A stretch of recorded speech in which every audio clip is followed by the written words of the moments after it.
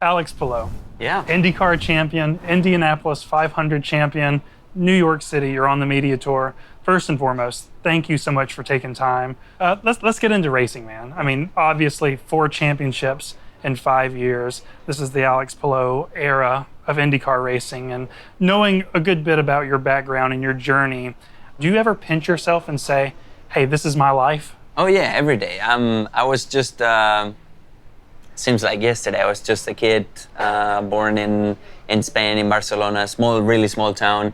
My family had no idea about racing. My dad used to like it a lot, but he was not a super mega fan or anything. Or we had no idea how this world was working. We just started racing go-karts for fun. And now suddenly we're here. So yeah, every day I pinch myself, especially when you have success and you get to live experiences like this, or just celebrating the 500 or celebrating my first IndyCar championship. And it's just super special to be part of. Where does your racing journey begin? Like, were you a fan growing up? Did you have a favorite driver? What made you want to do this? For my 5th birthday, all my family got together and they gave me a used, very small go-kart. And that's how it started. We started just going after school instead of playing soccer or any other sports. I was just going around in circles and having fun with my parents. Started as an interest for just go-karts. I just liked to drive. It was not about becoming a race car driver. It was just about having fun after school. And suddenly evolved to I want to be a race car driver. What was the first crash you ever had in karting or? I had many. I cannot remember, but I had many big crashes when I was a kid. I can remember the first one that I had on a race, with other go-karts, and obviously until you crash, you don't know what's gonna happen. You don't really know how dangerous or the risk that you're taking. But once you crash and it hurts, you're like, whoa, that's for real. But the same happens even in IndyCar. I remember my first crash at IMS during qualifying runs in 2021, and I was like, man, that hurts. I did not expect this to hurt that much, and then you start respecting it a lot more. So you said you crashed a lot. So were you ever talked into, hey, maybe racing's not for you? Oh, never. What my dad and my mom told me was that school was first, and as long as school was going okay, I was going to be able to race. And as long as we had enough support from family, teams to continue racing, that was still going to be okay. But as long as the first time that school was not going to be the priority, racing was going to stop. When did it start to become like a job, in the sense that there's a pathway to maybe doing this for a profession? Can you remember when it stopped being a hobby and when it kind of became a job? I think it's slowly. It doesn't suddenly ramp up and it's like, oh wow, now I'm working. You're a kid, you're racing around Spain, you're doing 10 races a year, and it's just fun, let's say. But then it starts being okay, now you're doing 15, 20 races a year. You're missing some school days. You need to prepare yourself, because my parents are like, okay, we're investing so much that you better take this seriously, right? So I would say when I was around 10, 11, it's when you're competing for Spanish championships and you better win, because otherwise we cannot continue to be around racing. What was the first moment whether it was the first real contract you signed or the first thing that's okay, well now we're seriously pursuing something? Was there a division or a championship you ran? I would say it was still in go-karts when I got my factory deal, and I was basically working for a factory, and I was just racing for free, and I was one of their factory drivers. So that moment, it's okay, don't need to worry about anything but just results. And that was the first time that I was like, this is awesome. Then I signed the first single-seater deal, and that was also another step. But I always knew that I would always be able to go back to go-karts in case something didn't work. And then my first ever real money deal was when I went to Japan and I raced Super Formula and Super GT. I want to jump into your time in Super Formula because every racer that I've ever talked to says that racing there is what really sharpens them. Was that your experience too? Is there something about the competition there, the cars, or the tracks? Why is Super Formula such an important place for racers to go spend time at? Yeah, I would say it's a combination of everything. It's a combination between the tracks. There's like really high grip tracks, super technical, no runoff areas, and all the Japanese drivers, they only have those 7-8 tracks. So they know those 7-8 tracks amazingly. They know every bump. They know how the track evolves. Like they know so much that the level where they compete at, it's 100% since practice one. Then the cars, like Super Formula is one of those cars that have so much downforce, almost no weight, a lot of power. It's like super fun to drive. And then you have the fans as well, which make it all amazing. I mean, you've seen in F1 or other series, when they go to Japan, it's normally a big show on crowd. So yeah, I'm really, really confident that I wouldn't be as fast or as confident as I am today without have been racing in Super Formula. But I'm curious, you have this dream, this vision of, hey, I want to go to America. I want to give IndyCar a shot. And then you go jump into a car for the first time at Mid-Ohio. Is there a part of you that's thinking, this is not what I thought it would be. This is not the real IndyCar experience as I envisioned? No, yeah, it was because like if you go to Japan, it's the same. Like normally racetracks are not like in the city, right? They are always like 45 minutes, 1 hour to the city. So yeah, I actually showed up there and I was like, oh, this is cool. It's like home, you know? It's like, I'm used to this. Then when I started driving the IndyCar, I was like, whoa, what is this? It's super heavy. It's super heavy to turn. The car just moves a lot, quite a lot of power. And I had a ton of fun.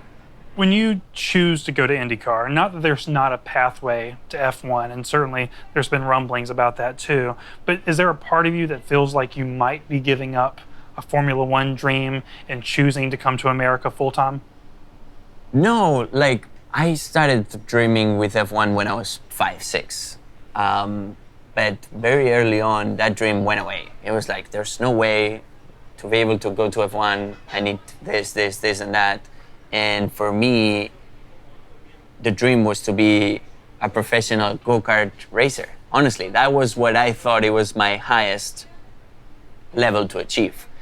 When I started in single-seaters, that dream appeared again. It was like, whoa, maybe this works out and we can have a chance. But then I had 2 rough years in GP3 where that was my chance to try and show our speed or what we were capable of.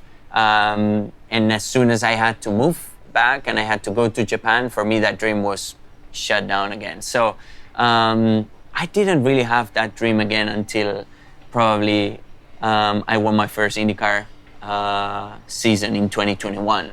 So for me, coming to the US, the dream was IndyCar. That was my dream. When I was in Japan, the dream was not F1, it was IndyCar. And that was the goal.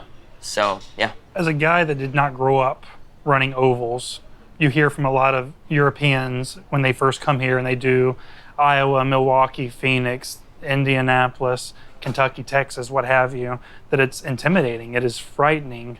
What was your initial feelings towards running high-speed ovals? I was scared. My first test was at Texas with an IndyCar, and I was scared, very scared. Like, it was really fast. It was supposed to be flat, but I couldn't make it flat in turn 1 and turn 2, only 3 and 4 because are a lot easier. But I was very scared. I mean, I'm used to like braking, feeling the car when I brake, turning, and feeling the car when I turn. And then you go on the oval, you're never braking, you don't feel the car there, you're only feeling it when you turn and when you load. And then you have the banking, and you have the helmet that you barely move, so I cannot really turn my head to look at where I want to end.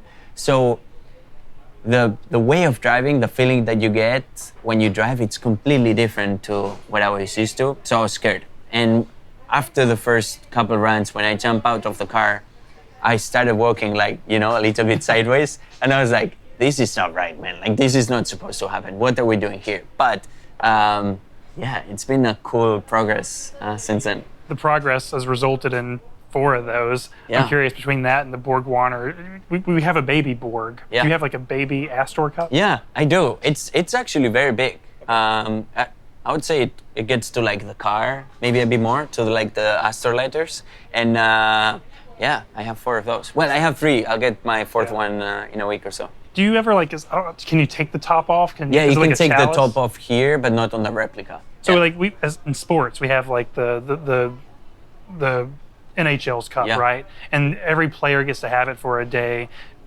Do you like put drinks in it? Have you drank out of like a chalice? I've never done it. I respect it a lot. I don't know if I would.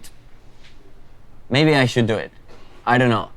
Should I do it? I think so. Maybe. I mean, I would, but I think it would be cool to do it with my team. Yeah. If everybody was there. It's like a shoey. We normally don't have the time or the opportunity to be all the team around with alcohol and the Astor Cup.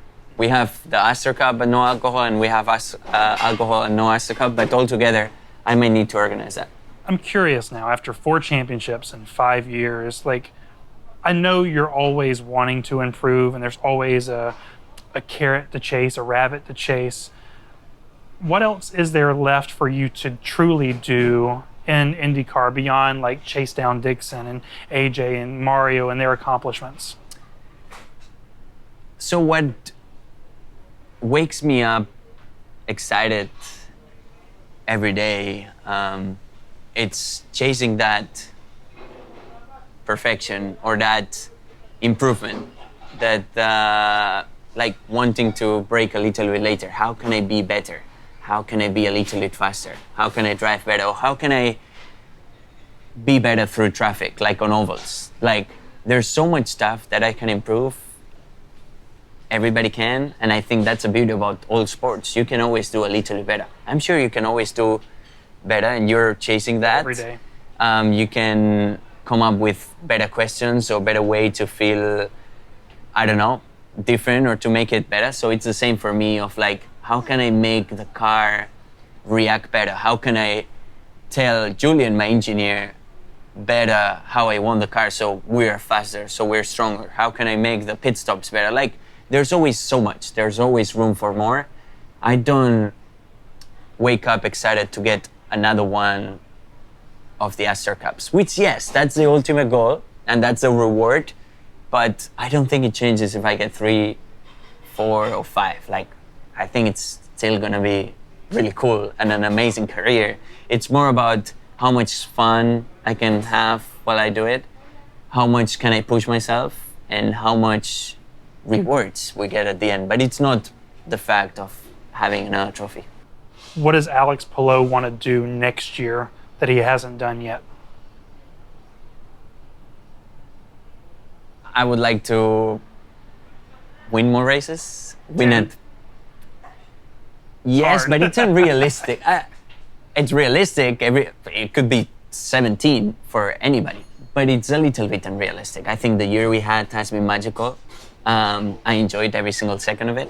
I wish I could encapsulate a little bit of this year and just drink it from time to time, because I know that I'm probably never gonna reach this level of happiness, or it's gonna be hard, at least for performance-based. But I just want to get as close as I can next year to this. If I'm able to win 4 championships in a row, I don't know if somebody ever done it, but that would be cool. Fight for another Indy 500. Win at places that I've never won. Milwaukee, I was close, but I was second, so I need to win there. Nashville, I was second. Never won at Long Beach, so there's so much more that I can do, and that would make me very happy. Get that guitar next year. Oh yeah, I need to get that guitar. Yeah, like there's so many cool stuff that I'm like, yeah, I won 8 races and 4 championships, but I've never been at Victory Lane at Long Beach or Nashville. Like I want to do that stuff. Alex Palou, thank you so much for the time today. Good talking with Thank you. you. Glad to do it here in this Yeah. authentic Spanish love restaurant. it. And best wishes for next year and the years ahead. Thank you so much.